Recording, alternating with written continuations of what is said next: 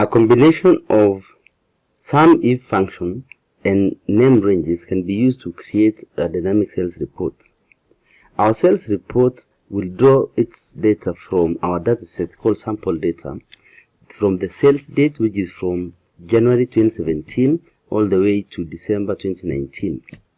I'm also going to use the business segment where we have 4 business segments, that is bikes, clothing, components and accessories. I'll also have an input cell for the start date and the end date so that my report changes should I change the dates. Now, using SUMIFS, I've already assigned names to my dataset such that each column has a name picked from the top row.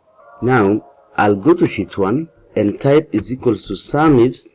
Then I'll sum the sales amount based on the first criteria, which is business segment, and I'll pick bikes. The second criteria range is sales date, which I'll pick a date that is greater or equals to the start date, and make sure that I lock that cell, comma, to sales date, which has a criterion which should be less or equals to the end date here. Then I'm going to lock that and press enter.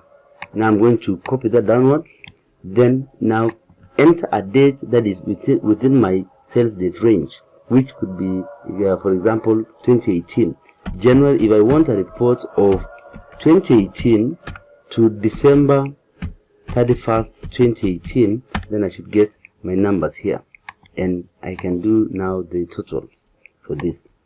That we will create a sales report that utilizes the SUMIFS function and name ranges. Thanks for watching.